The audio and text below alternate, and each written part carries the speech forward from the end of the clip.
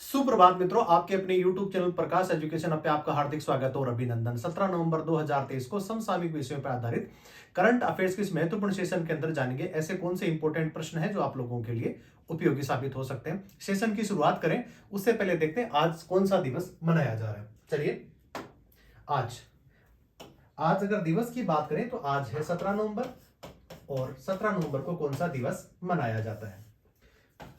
विश्व छात्र दिवस 17 नवंबर को मनाया जाता है। ऐसा कौन सा प्रकरण था जिसकी वजह से विश्व छात्र दिवस मनाया जाने लगा?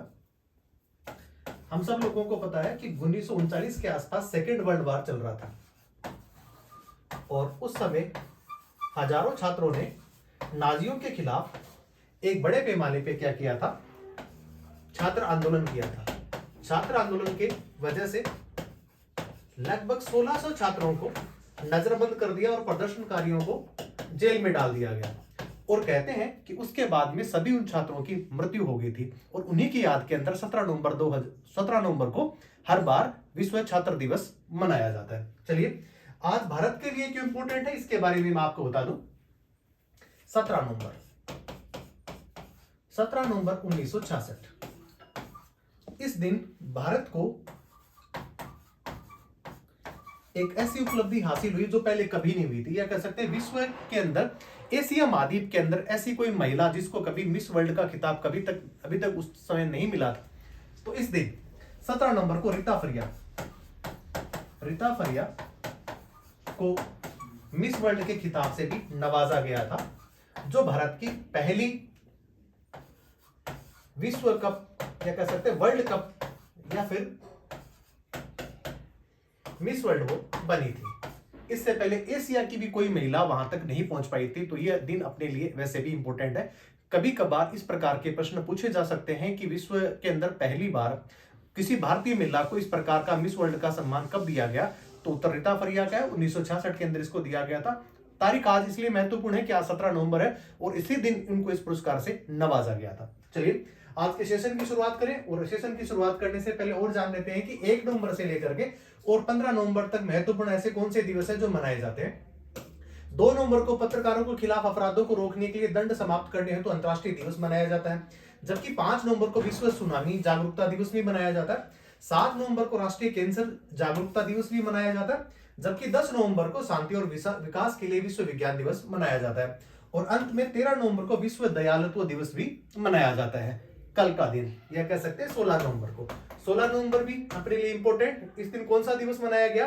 तो इस दिन मनाया गया राष्ट्रीय पत्रकारिता दिवस। तो आजकल समसामयिक विषयों पर आधारित इस प्रकार के प्रश्न भी पूछे जाने लगे हैं जिसके अंदर दिवसों के बारे में भी आपसे पूछा जाता है। चलिए, आज सेशन की शुरुआत करें और जानते हैं पहला प्रश्न कौन सा है। आईसीसी के हॉल ऑफ फेम में शामिल होने वाली पहली भारतीय महिला क्रिकेटर कौन बनी है? तो आईसीसी हॉल ऑफ फेम जो है उसके अंदर अभी तक 112 खिलाड़ी जिनको आईसीसी हॉल ऑफ फेम के अंदर शामिल किया गया है। भारत के लिहाज से देखा जाए तो भारत के लिए अभी तक है ये 9 खिलाड़ी ऐसे हैं जिनको इस कैटेगरी के अंदर शामिल किया गया है। वर्तमान में 2 ऐसे भारतीय खिलाड़ी हैं, एक पुरुष कैटेगरी से आते हैं, एक महिला क्रिकेटर है। और महिला क्रिकेटर का नाम तो आपसे यहीं से पूछा जा रहा है, सवाल यहीं से बना है, तो इसका आंसर हो जाएगा डायना एडुल्जी। डायना एडुल्जी को अभी हाल ही के अंदर हॉल ऑफ फेम के अंदर उनको शामिल किया गया। वो एकमात्र इस सम्मान को पाने वाली भारतीय महिला क्रिकेटर है। इससे पहले किसी भी भारतीय महिला क्रिकेटर को इस पुरस्कार से कभी भी नवाजा नहीं किया था, ऐसा कोई स्थान वहां पे हॉल ऑफ फेम के अंदर नहीं मिला था। इसके अलावा अगर भारतीय क्रिकेटर की बात करें, अगर मेल कैटेगरी की तो बात करें तो यहाँ पे है वीरेंद्र सहवाग। वीरेंद्र सहवाग को भी आईसीसी हॉल ऑफ फेम के अंदर क्या मिली है? जगह मिली है। इससे पहले हमारे जो महत्वपूर्ण क्रिकेटर हैं, चाहे बात करें कपिल देव की, सुनील गावस्कर और बिशन सिंह बेदी, इनको पहली बार आईसीसी हॉल ऑफ फेम के अंदर शामिल किया गया था। तो कपिल देव, सुनील गावस्कर और अभी लास्ट में हुए थे विनू माकड़ को 2011 के अंदर आईसीसी हॉल ऑफ फेम के अंदर क्या किया गया था? शामिल किया गया था। तो आपने इस प्रश्न के माध्यम से जाना कि भारत की एक पहली ऐसी महिला क्रिकेटर है जिनको आईसीसी हॉल ऑफ फेम के अंदर उनको शामिल किया गया। तो इसका आंसर हो जाएगा डायना एडोल्जी। चलिए जान लेते हैं इनके बारे में कुछ अन्य चीजें। डायना एडोल्जी भारत की पहली महिला ऐसी क्रिकेटर है जिनको इस सम्मान से नवाजा गया। कैरियर की बात करें तो वहां पे वनडे के अंदर इन्होंने 34 खेले हैं और 211 रन बनाए, जबकि टेस्ट 20 खेले हैं और 404 रन। हालांकि वो हरफनमौला खिलाड़ी रही जहां पे वो बॉलिंग भी कर सकती थी और बैटिंग भी कर सकती थी। तो कह सकते हैं कि वो एक ऑलराउंडर की भूमिका में वो रही। आईसीसी हॉल ऑफ फेम में अभी तक जो है 112 खिलाड़ी अभी तक शामिल हुए। भारत से इससे पहले 7 खिलाड़ी थे, इसके अंदर 2 शामिल और हो गए, तो टोटल संख्या हो जाती है ये 9। वीरेंद्र सहवाग और डायना एडोल्जी को अभी वर्तमान में शामिल किया गया, तो संख्या पाने वाले कितने हो गए? 9 खिलाड़ी। वर्तमान में आईसीसी के द्वारा 2 जो है क्रिकेटरों को शामिल किया गया है।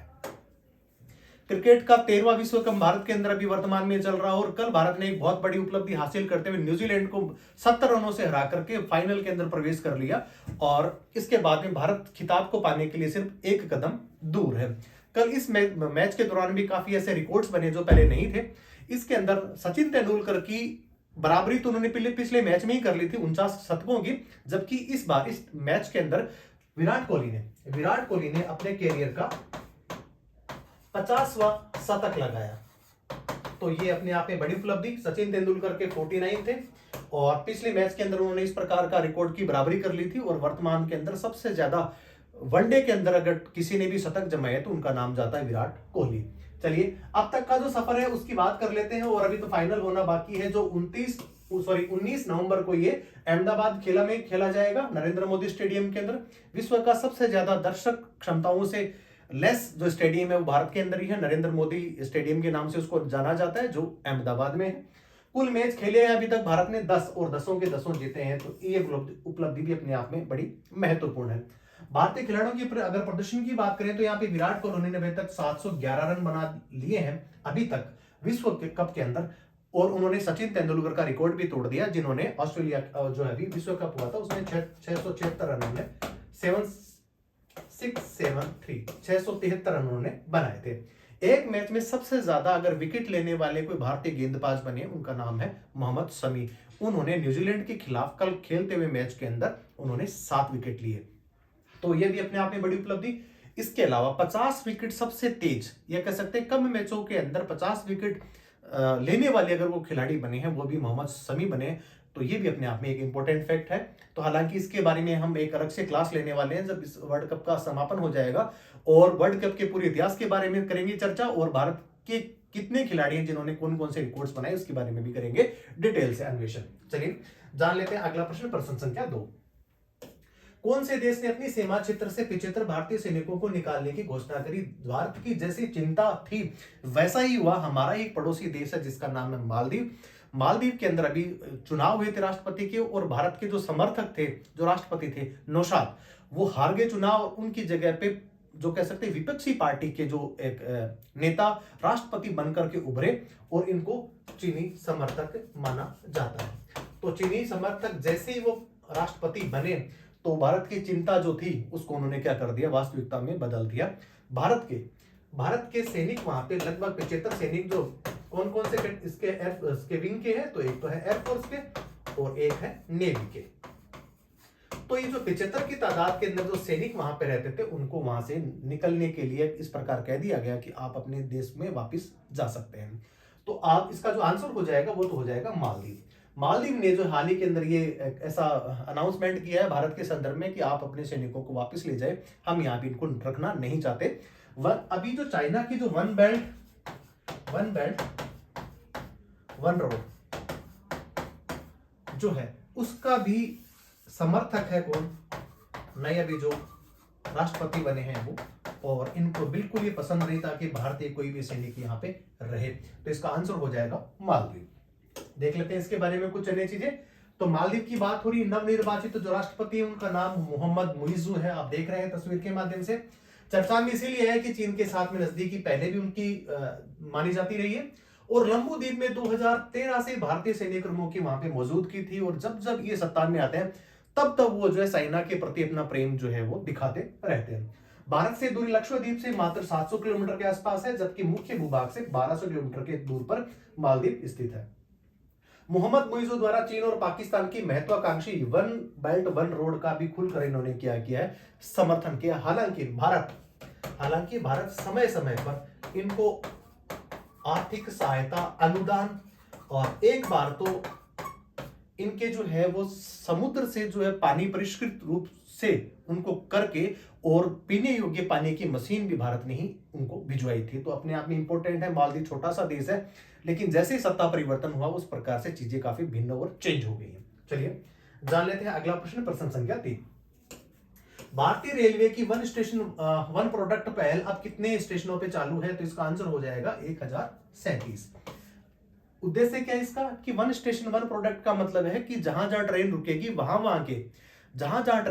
वहां वहां के जो सर्वश्रेष्ठ उत्पाद हैं वो यात्रियों को वहां पे परोसे जाएंगे या उनको वहां पे उपलब्ध करवाए जाएंगे। वर्तमान में इस प्रकार की जो स्कीम है उसके अंदर कितने स्टेशन को शामिल किया गया? तो मैंने आंसर के अंदर आपको बताया था कि 1037 स्टेशनों को इसमें शामिल किया गया। अगर जान लेते हैं इसके बारे में कि इसका उद्देश्य क्या है, तो उद्देश्य स्थानीय लोगों को स्वदेशी उत्पाद बेचने के लिए विशिष्ट रूप से उनको डिजाइन किया है जिसमें उनको आर्थिक उन्नति भी हो सके। National institute of design Ahmedabad के द्वारा ये डिजाइन किए गए हैं। भारत रेलवे नेट, अब बात करते हैं कि यहाँ पे स्टैटिकल जीके की कि भारत का रेलवे नेटवर्क है वो विश्व के अंदर कौन सा स्थान रखता है? तो प्रथम पे अमेरिका है, दूसरे पे चाइना है, थर्ड पे रशिया है, चौथे नंबर पे भारत का रेलवे नेटवर्क है। चलिए, भारत में रेलवे की शुरुआत कब होती है? स्टैटिक्स का क्वेश्चन और हम सब ब्लॉक पढ़ते हैं। और 1853 के अंदर ठाणे से लेकर के मुंबई के बीच में जो ट्रेन चली थी, भारत की पहली वो ट्रेन थी जो अंग्रेजों के शासनकाल में चली थी। इकलौता ऐसा कौन सा राज्य है जहां पे अभी तक रेल नेटवर्क नहीं है? तो उस राज्य का नाम है सिक्किम। तो सिक्किम जो है वो सबसे कम आबादी वाला अगर कोई राज्य है वो भी कौन सा है? सिक्किम ही है। और इसके अलावा अगर कहते हैं जैव कृषि के तौर पे अगर देखा जाए तो सबसे उन्नत उत्पाद और अगर किसी का सर्वप्रथम स्थान है तो वो भी किसका है? सिक्किम का है। तो सिक्किम अपने लिए इंपॉर्टेंट है। और आपने इस माध्यम से जाना कि भारत की पहली जो मेट्रो ट्रेन चली थी वो चली थी 1984 में कलकत्ता में। उसके बाद में अंडर वाटर मेट्रो ट्रेन का भी ट्रायल हो गया है। उसके बाद में तो दिल्ली हो, उसके बाद मुंबई हो, जयपुर हो, लखनऊ जैसे छोटे शहर, ये कह सकते हैं मझोले शहरों के अंदर भी ट्रेन वर्तमान में मेट्रो का संचालन किया जा रहा है।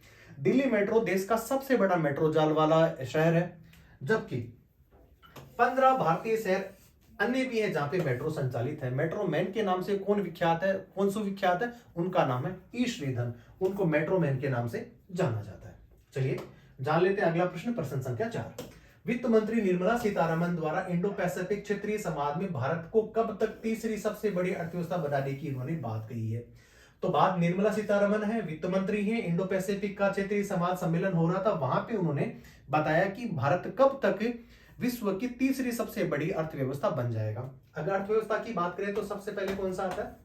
अमेरिका आता है। नंबर से 2 कौन है? चाइना है। नंबर 3 पे कौन है? जर्मनी है।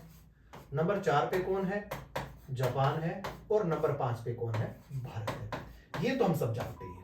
इसके अलावा ये है कि अभी भारत तीसरे स्थान पे पहुंच पा रहा है, तो 2 को किसी को क्या करेगा? वो काटेगा। तो 2 को काटने वाले कौन से देश हैं? वो ये है। तो अभी देखो पूछा जा रहा है कि इसके अंदर कि 2026, 27, 32 और 37, तो यहां पे इन्होंने कहा कि 2027 तक हम इस आंकड़े को छू लेंगे और भारत विश्व की सबसे बड़ी तीसरी अर्थव्यवस्था बन जाएगा। ये ऐसा इस प्रकार का अनुमान लगाया गया। भारत की वर्तमान के अंदर 7,500 अरब डॉलर की जीडीपी वाला ये एशिया का दूसरा सबसे बड़ा देश है। हालांकि चाइना की 18,000 के आसपास, 18,000 अरब डॉलर के आसपास की अर्थव्यवस्था है, जबकि भारत की 7,500 ही है। लेकिन 2027 तक बाकी अलग अलग प्रकार के जैसे संगठन है, जिसमें IMF है, WTO है, फिंच है, मूडीज है, उनका कहना है कि 2030 तक इस आंकड़े को छू लेगा। लेकिन हमारी वित्त मंत्री कह रही हैं तो बिल्कुल सही बात है कि 2027 तक हम इस आंकड़े को छू जाएंगे और हम तीसरा स्थान प्राप्त कर लेंगे एज ए अर्थव्यवस्था। देखते हैं इसके बारे में कुछ अन्य चीजें 2027 तक करने वाले। और S&P ग्लोबल मार्केटिंग इंटेलिजेंस के अनुसार 2030 तक, जैसा कि मैंने आपको बताया कि एशिया की दूसरी सबसे बड़ी अर्थव्यवस्था बनेगी, तो अपने आप भारत जो है वो तीसरी अर्थव्यवस्था बनी जाएगा, क्योंकि चाइना के बाद में जो नंबर आने वाला है वो सिर्फ भारत का ही आने वाला है। तो इसके अंदर जर्मनी और जापान, जर्मनी व जापान दोनों ऐसे देश है जिनको पछाड़ करके भारत तीसरी बड़ी सबसे बड़ी अर्थव्यवस्था बन जाएगा 2027 में, हमारी जो जो वित्त मंत्री है उनके कहने के अनुसार। चलिए, आईएमएफ के अनुसार 2023-24 के अंदर हम देखते हैं कि मैंने आपको इस प्रश्न को इसमें शामिल किया कि अभी जो जीडीपी है उसकी जो वृद्धि दर है वो कितनी आंकी जानी है। तो आईएमएफ के अनुसार जीडीपी का अनुमान है कि 6.1% के हिसाब से बढ़ रही है, जबकि वर्ल्ड बैंक कह रहे हैं 6.3 है, जबकि मूडीज के अनुसार 2024 में 6.1 और फिंच के अनुसार 2024 के अंदर 6.2। ये कह सकते हैं सामान्यतः कि 6.1 से लेकर के 6.5 के बीच में भारत की आर्थिक विकास दर 2024 के मध्य रहने वाली है। चलिए जान लेते हैं अगला प्रश्न, प्रश्न संख्या 5। डीआरडीओ द्वारा निर्मित निर्भय मिसाइल कौन सी है? तो डीआरडीओ सबसे पहले डिफेंस रिसर्च डेवलपमेंट ऑर्गेनाइजेशन, और इसका हेडक्वार्टर कहां है? इसका हेडक्वार्टर है नई दिल्ली। काम क्या करता है? स्वदेशी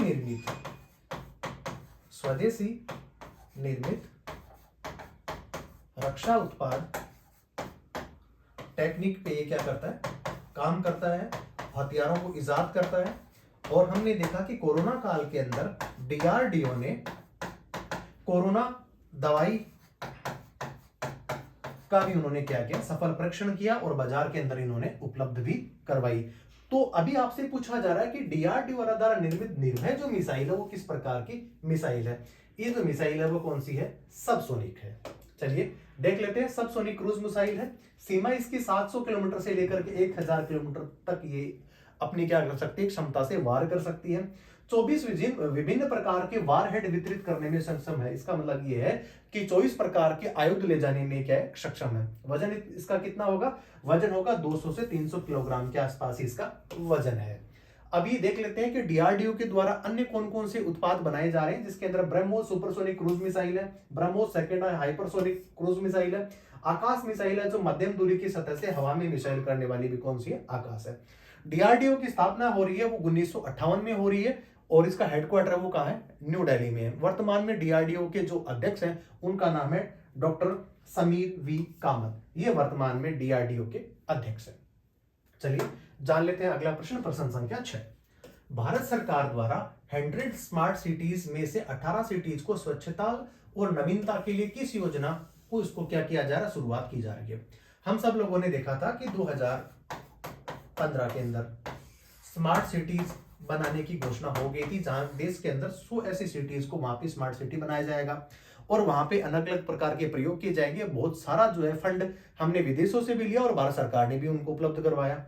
अभी इनमें से कुछ 18 ऐसे शहर हैं जिनको और ज्यादा कह सकते हैं स्वच्छता और नवीनतम इस योजना के अंदर शुरू करने की जो घोषणा करी है, तो उसका नाम आपसे पूछा जा रहा है, उसका नाम है सिटीज 2.0।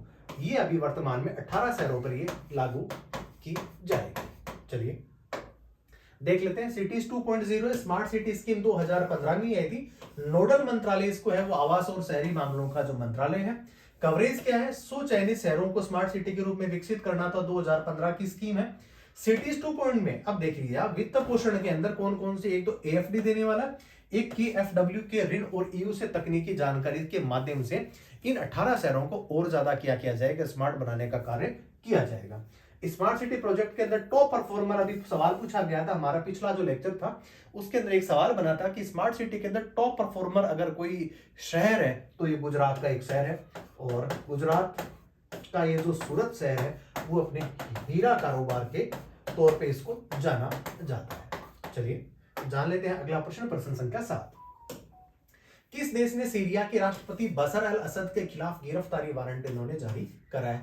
इस राष्ट्र का नाम आपसे पूछा जा रहा है, तो इस राष्ट्र का नाम है, यूरोपीय कंट्री है और एमुअल मैक्रो इसके क्या है? राष्ट्रपति हैं। उन्होंने बशर अल असद के खिलाफ क्या किया है? गिरफ्तारी वारंट जारी किया है। कारण क्या है कि इन्होंने जो सीरिया है वहां के लोगों को रासायनिक एवं जैविक हथियार जो लोगों के स्वास्थ्य पर प्रतिकूल प्रभाव डालते हैं, उन्होंने इसका यूज किया और जिसकी वजह से जो है फ्रांस ने इसका गिरफ्तारी वारंट जारी करा है। सीरिया एक गृह युद्ध से कह सकते हैं ग्रसित एक देश है और बशर अल असद आप देख रहे हैं ये इनका राष्ट्रपति है और 19वीं राष्ट्रपति है। आरोप है कि फ्रांस ने बशर अल असद पर आरोप लगाया है कि उन्होंने सीरिया में नागरिकों के खिलाफ प्रतिबंधित रासायनिक हथियारों का इस्तेमाल किया और सीरिया की राजधानी कौन सी है, ये दमिश्क है। तो ऐसा किसी यूरोपियन कंट्री ने करा है, उसका नाम है फ्रांस। चलिए जान लेते हैं अगला प्रश्न, प्रश्न संख्या 8। यूरोपियन संघ ईयू फिल्म फेस्टिवल इस साल कौन से शहर में आयोजित किया जाएगा? ईयू फिल्म फेस्टिवल भारत में बिल्कुल अभी किया जा रहा है। कहां पे किया जा रहा है? तो ये किया जा रहा है भारत की राजधानी न्यू दिल्ली में। चलिए जान लेते हैं इसके बारे में कुछ अन्य चीजें। नई दिल्ली में किया जा रहा है आयोजन, 1 दिसंबर से शुरुआत इसकी हो जाएगी। 10 दिवसीय ये जो फिल्म फेस्टिवल, इसका क्या किया जाएगा, यहाँ पे संचालन किया जाएगा। और ये 27वां संस्करण है ईयू के फिल्म फेस्टिवल का। किया कहां जा रहा है अभी 27वां, ये दिल्ली में किया जा रहा है। उद्देश्य क्या? सिनेमा के जरिए भारत और ईयू के बीच में जुड़ाव का क्या मनाना, इन्होंने जश्न मनाना। अब बात करते हैं ईयू की स्थापना। ईयू की स्थापना 1993 में हो गई थी। वर्तमान में इसके 27 देश हैं। मुख्यालय इसका ब्रसेल्स ब्राजील में है। अभी होता है बात ब्रेजिट की। ब्रेजिट 2020 के अंदर जनवरी के अंदर क्या हुआ कि इसमें से ब्रिटेन बाहर हो गया। ब्रिटेन की कुछ अपनी दिक्कतें थी, समस्याएं थी, जिसकी वजह से काफी लंबे समय तक ब्रेजिट की कार्यवाही चल रही थी। उस समय जो तत्कालिक वहां के जो प्रधानमंत्री थे वो थे बोरिस जॉनसन। और अब ईयू की बात करते हैं भारत के संदर्भ में कि ईयू क्या और भारत के लिए क्यों इंपॉर्टेंट है। तो ईयू जो है वो भारत का दूसरा सबसे बड़ा व्यापारिक साझेदार भी है, तो ये भी अपने लिए इंपॉर्टेंट है। और अभी ईयू का 27वां संस्करण फिल्म फेस्टिवल का होने वाला, वो कहां पे होने वाला? वो होने वाला है न्यू दिल्ली में। चलिए जान लेते हैं इसके बारे में कुछ अन्य चीजें। 54वीं international film festival IIFF Goa जो 20 से लेकर के 28 नवंबर को होगा। और ये अलग से इंपॉर्टेंट चीजें हैं जो मैंने फैक्ट्स में शामिल करे हैं। ये भी सवाल आपसे पूछा जा सकता है कि 54वें इंटरनेशनल फिल्म फेस्टिवल जो गोवा में 20 से 28 नवंबर को किए जाएंगे, जहां पे विदेशों से संबंधित या भारतीय और देसी और विदेशी फिल्में जो 270 वहां पे फिल्मों का प्रसारण किया जाएगा। इसके अलावा सत्यजीत रे जो हमारे पुराने फिल्मकार हैं, उनके नाम से एक अवार्ड दिया जाता है, माइकल डगलस को इस पुरस्कार से भी सम्मानित किया जाएगा। शुरुआत इसकी कब हुई थी? 1952 में हुई थी और गोवा के अंदर इसको आयोजित किया जाता है हर साल। और एशिया के प्रतिष्ठित फिल्म पुरस्कारों या समारोह में से ये एक है। गोवा राज्य में प्रतिवर्ष आयोजित होने वाला एक महोत्सव है। अब बात कर लेते हैं 69वें राष्ट्रीय फिल्म पुरस्कारों के, ये भी इंपॉर्टेंट है। इसके अंदर सर्वश्रेष्ठ अभिनेता का अवार्ड दिया गया था अल्लू अर्जुन को। कौन सी मूवी के लिए दिया गया था? पुष्पा मूवीज के लिए। बात करते हैं कि इसके अंदर कौन सी ऐसी अभिनेत्री थी जिनको भी सर्वश्रेष्ठ अभिनेत्री के तौर पे उनको चुना गया। उनका नाम है कृति सेनन। कौन सी मूवी के लिए दिया गया था? मूवी का नाम था मिमी। चलिए इसके अलावा सहायक कलाकार, सपोर्टिंग एक्टर, उसका पुरस्कार किसको मिला? तो ये मिला पंकज त्रिपाठी को। पंकज त्रिपाठी को भी मिमी जो मूवी थी उसके लिए उसको पुरस्कार को उनको नवाजा गया था। इसके अलावा एक चीज और छूट गई, वो है कि इसके अंदर आलिया भट्ट को भी गंगूबाई काठियावाड़ी के लिए सम्मानित किया गया था। दादा साहब फाल्के अवार्ड 2023 के अंदर किसको सम्मानित किया गया? उनका नाम है वहीदा रहमान को दादा साहब फाल्के अवार्ड से उनको सम्मानित किया गया था। ये भी अपने आप में इंपॉर्टेंट है। चलिए जान लेते हैं अगला प्रश्न, प्रश्न संख्या 9। इस साल विज्ञान और प्रौद्योगिकी के लिए कितने व्यक्तियों को इन्फोसिस साइंस फाउंडेशन द्वारा पुरस्कृत एक इनाम दिया गया? सदस्यों की संख्या कितनी है? 7 है। इन्फोसिस आईटी क्षेत्र की सबसे प्रतिष्ठित कंपनियों में से एक और भारत की कंपनी है। और इसके जो संस्थापक है जिनका नाम है नारायण मूर्ति इसके संस्थापक है। और विश्व के अनेक देशों के अंदर इसके कार्यालय वर्तमान में संचालित है। नेस्डेक, इंपॉर्टेंट ये है कि नेस्डेक एक वहां का शेयर बाजार है। शेयर बाजार, अमेरिका का शेयर बाजार कौन सा? नेस्डेक। उसके अंदर पहली ऐसी कौन सी भारतीय कंपनी थी जो वहां पे लिस्टेड हुई थी? कहने का मतलब वहां पे अपने शेयर को खरीद भी सकती थी, बेच भी सकती थी और लोग उसका व्यापार भी कर सकते थे, शेयर ट्रेडिंग कर सकते थे। उस कंपनी का नाम भी कौन सा है? इन्फोसिस है। तो अपने आप में इंपॉर्टेंट। एक रोचक चीज और बता दूं इसके अलावा कि जो अभी इन्फोसिस के जो चेयरमैन है या कह सकते हैं इसके जो संस्थापक हैं नारायण मूर्ति के जो दामाद हैं वो वर्तमान में ब्रिटेन के प्रधानमंत्री, जिनका नाम ऋषि सुनक है। तो ये भी आपने इस प्रश्न के माध्यम से जाने। चलिए देख लेते हैं। 6 व्यक्तियों को दिया गया है, 7 नहीं थे, वो मात्र 6 थे। और इसको मैं थोड़ा अमेंड कर देता हूं। इसके अंदर 7 की जगह कितने हैं, ये टोटल 6 हैं। और पुरस्कार की शुरुआत हुई थी 2008 के अंदर। राशि है इसको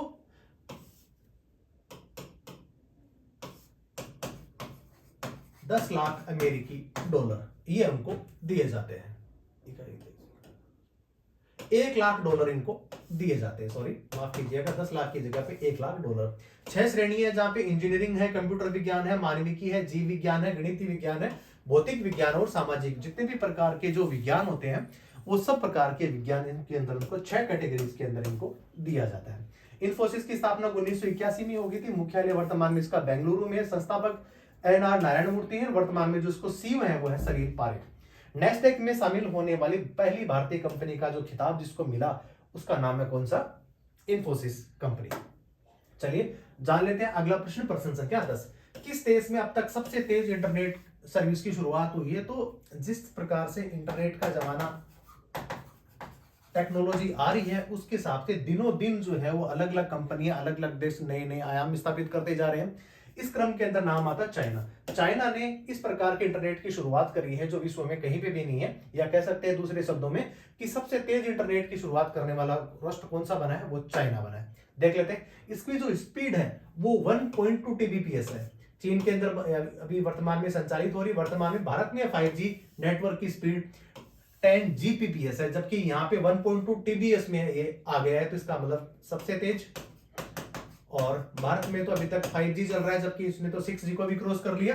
भारत में 5G की शुरुआत 1 अक्टूबर 2022 को हुई थी। और वर्तमान में भारत के टेलीकॉम मिनिस्टर हैं वो अश्विनी वैष्णव है वर्तमान में। चलिए जान लेते हैं अगला प्रश्न, प्रश्न संख्या 11। कौन सा popular video chat service application 14 साल बाद में क्या कर दिया, बंद होने वाला है? तो जिस प्रकार से अपन देख रहे हैं कि जो अभी देखा था आपने टिकटॉक को नेपाल ने बंद कर दिया।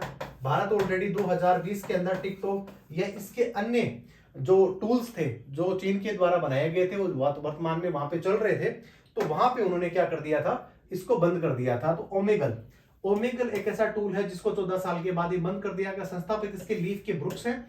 कारण है ऑनलाइन एब्यूज की शिकायतें ज्यादा मिल रही थी। और हाल ही में नेपाल ने भी टिकटॉक को ऐप को प्रतिबंध लगा दिया। टिकटॉक कहाँ का है, टिकटॉक है चीन का। चलिए मैं प्रश्न का आंसर बताना भूल गया था, तो इसका आंसर हो जाएगा कौन सा, ओमेगल। तो ओमेगल है उसको 14 साल के बाद में इसको बंद किया जा रहा है। चलिए जान लेते हैं अगला प्रश्न, प्रश्न संख्या 12। 9वां इंडिया इंटरनेशनल साइंस फेस्टिवल जनवरी 2023 में कहां पे आयोजित इसका किया जाएगा? इसका जो आंसर हो जाएगा ये हो जाएगा कौन सा, फरीदाबाद हरियाणा। फरीदाबाद हरियाणा के अंदर इस प्रकार का आयोजन किया जाएगा। 2023 का 9वां संस्करण है। आयोजन 17 से लेकर के 20 जनवरी 2024 तक इसका आयोजन चलेगा। शुरुआत 2015 में इसकी हो गई थी जो नई दिल्ली से हुई थी। थीम क्या है, अमृत काल में विज्ञान और प्रौद्योगिकी का सार्वजनिक आउटरीच के बारे में भी बताता है। IISF विभिन्न आयोजनों के माध्यम से हितधारकों के बीच जुड़ाव और एक मंच प्रदान करता है। और इसके अलावा छात्रों, शिक्षकों, वैज्ञानिकों और शोधकर्ताओं, उद्यमियों और वैज्ञानिक संरचनाओं के व्यापक दोनों में भी ये काम करने वाला है। तो इसका जो आंसर जो होने वाला है वो होने वाला है कौन सा, फरीदाबाद। फरीदाबाद इसका आंसर है जहां पे साइंस फेस्टिवल इसको आयोजन किया जाएगा। चलिए जान लेते हैं अगला प्रश्न, प्रश्न संख्या 13। किस स्टार्टअप को क्लाइमेट इनोवेशन अवार्ड दिया गया? ये बड़ा महत्वपूर्ण प्रश्न है और कभी कभार ही देखने को मिलता है जहां पे किसी देश का नाम आता हो कि वहां का कोई इनोवेटिव, कोई आइडियाज वाला या एंटरप्रेन्योरशिप कंपनी। तो इसका जो आंसर जाने वाला है कि सी गार्ड कहां की कंपनी है, तो पाकिस्तान की ये कंपनी है और उसी को अवार्ड दिया गया है। किस क्षेत्र के अंदर दिया गया? इसके अंदर पर्यावरण, कचरा, अवशिष्ट का जो प्रबंधन करने के लिए इस प्रकार का अवार्ड जो सी गार्ड है वो दिया जाता है। चलिए इसके बारे में देख ले। सी गार्ड पाकिस्तान की कंपनी है। सी गार्ड अभिनव बायोडिग्रेडेबल और प्लास्टिक मुक्त सैनिटरी उत्पाद के लिए प्रसिद्ध है। अबाबिल हथियार, अब देख लेते हैं पाकिस्तान के कौन कौन से हथियार है और अभी वर्तमान में इनका प्रक्षेपण किया गया था। ये भी अपने आप में इंपॉर्टेंट है। अबाबिल हथियार प्रणाली बैलिस्टिक मिसाइल सिस्टम का एक सफलतापूर्ण उड़ान उन्होंने पाकिस्तान ने भी वर्तमान में किया था। पाकिस्तान के बारे में अभी क्या चल रहा है वर्तमान में, उसके बारे में कर लेते हैं थोड़ी चर्चा। अंतरिम कार्यवाहक प्रधानमंत्री वर्तमान में अनवर उल हल्क काकर है, क्योंकि अभी वर्तमान में जनवरी 2024 के अंदर पाकिस्तान के अंदर आम चुनाव होने वाले हैं, जहां पे शहबाज शरीफ जो वहां के निवर्तमान प्रधानमंत्री उनके पास में शासन सत्ता थी। लेकिन इसके अलावा इमरान खान की पार्टी और शहबाज सरकार की जो पार्टी, उसके बीच में काफी दिनों तक जो है वो उनको जेल में भी डाला गया, कोर्ट की भी सुनवाई हो, काफी ड्रामा देखने को मिला था पाकिस्तान के अंदर, इस प्रकार की अस्थिरता देखने को मिली थी। लेकिन जनवरी 2024 के अंदर आम चुनाव होने वाले, तब तक जो है अनवर उल हक को यहाँ पे कार्यवाहक प्रधानमंत्री बनाया गया है। चलिए सेना प्रमुख की बात करें, क्योंकि सेना के बिना पाकिस्तान अधूरा सा लगता है, क्योंकि सेना प्रमुख ही सत्ता पलटने में माहिर होते हैं और उन्हीं की कठपुतली वहां की जो पाकिस्तान की जो सरकार है वो वहां पे बनी रहती है। तो वहां के जो अभी जनरल है उनका नाम है जनरल सैयद असीम मुनीर, वो वहां के भी जनरल है। भारत के साथ में अंतरराष्ट्रीय सीमा रेखा लगाता है, सब लोगों को पता है, रेड क्लिफ रेखा के नाम से इसको जाना जाता है। 2023 के अंदर निराशाजनक प्रदर्शन किया पाकिस्तान ने वर्ल्ड कप क्रिकेट के अंदर, और वर्तमान में जो भारत में चल रहा है, तो वहां के जो कैप्टन है बाबर आजम, उन्होंने तीनों फॉर्मेट, जिसमें T20, वनडे या फिर कहें टेस्ट, उन तीनों फॉर्मेटों से अपनी इस्तीफा उन्होंने सौंप दिया है पीसीबी पाकिस्तान क्रिकेट काउंसिल को। चलिए तो ये भी अपने आप में इंपॉर्टेंट है। चलिए जान लेते हैं अगला प्रश्न, प्रश्न संख्या 14। किस कंपनी द्वारा विश्व का पहला ship to ship LNG transfer प्रक्रिया को संपन्न किया गया? होता क्या है, जिस प्रकार हम देखते हैं कि वायुयान के अंदर जब फ्यूल खत्म हो जाता है तो क्या करते हैं, एक से दूसरी जगह पे उसको भर देते हैं। ऐसी टेक्निक इजाद हो गई है। इसी प्रकार की एक ऐसी टेक्निक है जिसकी वजह से एक जहाज से दूसरे जहाज में क्या क्या तेल भरा जा सकता है, और उसी के संदर्भ में भारत की सार्वजनिक कंपनी या कह सकते हैं PSU, जो महारत्न का दर्जा प्राप्त कर चुकी है, उस कंपनी का नाम है गेल। तो गेल के साथ में LNG ट्रांसफर प्रक्रिया को संपन्न किया गया। किसके सहयोग से किया गया? तो ये किया गया अमेरिका के सहयोग से। चलिए देख लेते हैं। गेल है स्थापना 1984 में हुई थी, पेट्रोलियम मंत्रालय के अधीन ये काम करता है और प्राकृतिक गैस के बारे में ये काम करता है, और मुख्यालय इसका न्यू दिल्ली में। CEO वर्तमान में संदीप कुमार इसके गुप्ता है। संयुक्त राज्य अमेरिका USA ने प्रतिवर्ष 5.8 मिलियन टन LNG के लिए अनुबंध हासिल किया है। किसने? गेल ने किया है और अमेरिका के साथ किया है। इनोवेशन अवार्ड की बात करें तो India in ministry project of the year से इसको सम्मानित भी किया जा चुका है गेल। तो गेल ऑलरेडी ऐसी कंपनी है जिसको इनोवेशन अवार्ड में भी उनको सम्मानित किया गया। महारत्न कंपनियों का दर्जा जो 12 जो महारत्न कंपनी है उसके अंदर गेल भी शामिल है। तो ये भी अपने आप में इंपॉर्टेंट है। चलिए आज के जो सेशन है उसका अंतिम प्रश्न और प्रश्न संख्या 15। भारत में स्टार्टअप इकोसिस्टम को मजबूती प्रदान करने के लिए किस देश के साथ में समझौता किया है? तो इकोसिस्टम के साथ में मजबूती प्रदान करने के लिए किस देश के साथ में समझौता किया है? उस देश का नाम है अमेरिका। अमेरिका के साथ में भारत ने इकोसिस्टम को मजबूती प्रदान करने के लिए अमेरिका के साथ में एक ऐसा समझौता किया है। तो देख लेते हैं इसके बारे में। ये इसका आंसर हो गया। इसके अलावा भारत ने और अन्य किन किन देशों के साथ में इस प्रकार के समझौते करें? तो सऊदी अरब और भारत ने स्टार्टअप पारिस्थितिकी तंत्र को बढ़ावा देने के लिए एक समझौता किया है। वर्तमान में अमेरिका क्यों इंपोर्टेंट है और ऐसा क्या हुआ हाल ही के दिनों में? 9 और 10 नवंबर को अमेरिका के वहां के जो विदेश मंत्री और रक्षा मंत्री दोनों यहां पे आए 2+2 की वार्ता करने के लिए, और वहां पे हमारे जो उनके जो समकक्ष विदेश मंत्री और रक्षा मंत्री राजनाथ सिंह जी रक्षा मंत्री, विदेश मंत्री S जयशंकर ने इस मीटिंग में भाग लिया। और वर्तमान में लॉयड जे ऑस्टिन वहां के रक्षा मंत्री हैं, जबकि विदेश मंत्री वहां पे एंटनी ब्लिंकन इसका कार्य संभाल रहे। शुरुआत 2+2 की कब की हुई थी? तो ये 2+2 की शुरुआत हुई है 2018 में। चलिए भारत 2+2 के अंदर अमेरिका के अलावा किस किस के साथ में रणनीतिकार है? तो इसके अंदर आता है अमेरिका के बाद में आता है कौन सा? एक तो आ गया जापान, नंबर 2 पे आ गया ऑस्ट्रेलिया, और थर्ड वन पे आ गया कौन सा? रूस। तो 4 देशों के साथ में 2+2 वार्ता का रणनीतिकार भारत है। और अमेरिका भारत का सबसे बड़ा व्यापारिक साझेदार भी है, जहां पे $7.831 बिलियन के साथ में निर्यात करता है। तो भारत जो है वहां पे निर्यात अधिक के तौर पे देखा जाए तो विश्व के अंदर सबसे ज्यादा जो व्यापार करता है वो अमेरिका के साथ ही करता है। एज ए निर्यात की दृष्टि से देखा जाए तो सबसे ज्यादा करता है। इसके अलावा चाइना के साथ में भी करता है, लेकिन वहां पे आपका आयात आधिक्य ज्यादा रहता है, जबकि निर्यात आधिक्य भारत का अमेरिका के साथ ही रहता है। तो आज की इस इंपॉर्टेंट सेशंस के अंदर आपने जाने कुछ ऐसे महत्वपूर्ण प्रश्न जो, और इसके अलावा कुछ ऐसे रोचक पहलू जो आपको अभी तक नहीं थे पता। तो बने रहिए प्रकाश एजुकेशन हब के साथ में। जय हिंद, जय भारत।